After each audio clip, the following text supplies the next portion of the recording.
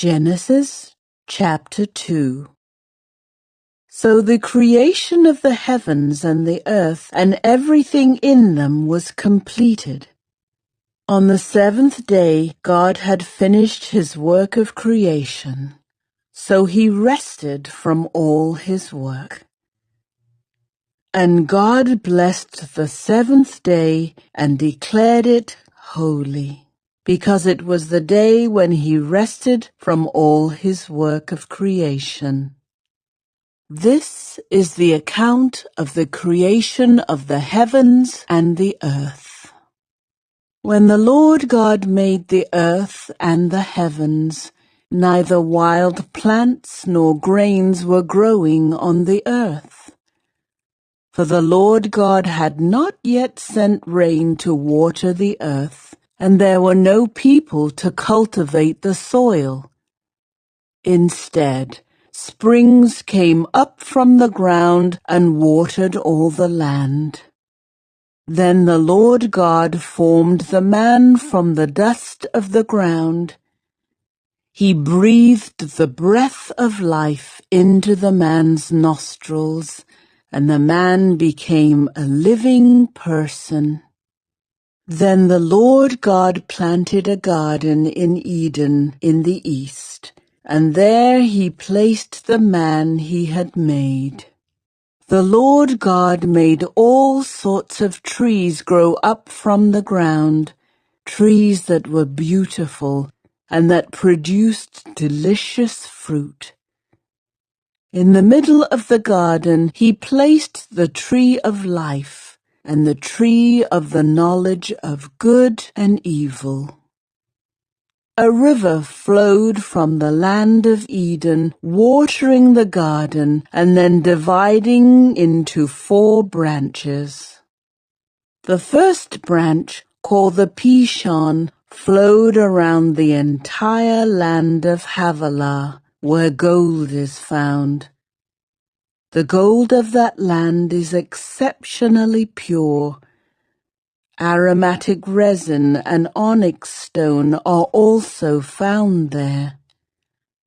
The second branch, called the Gihon, flowed around the entire land of Cush. The third branch, called the Tigris, flowed east of the land of Ashur. The fourth branch is called the Euphrates. The Lord God placed the man in the Garden of Eden to tend and watch over it. But the Lord God warned him, "You may freely eat the fruit of every tree in the garden, except the tree of the knowledge of good and evil.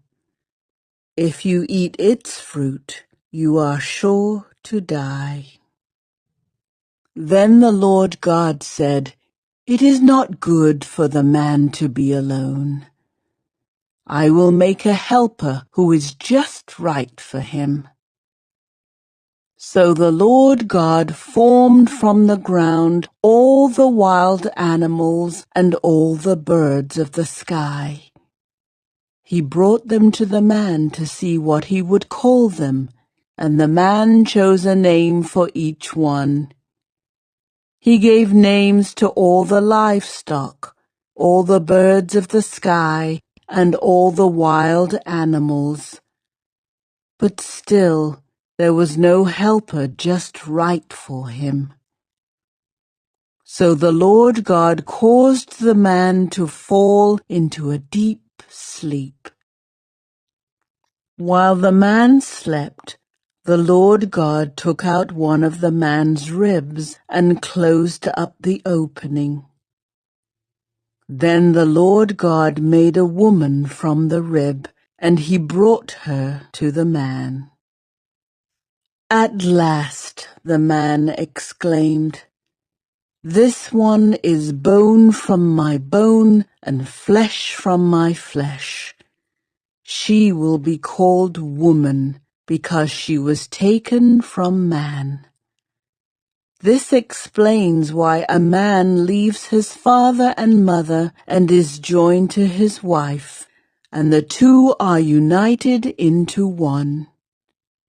Now the man and his wife were both naked, but they felt no shame.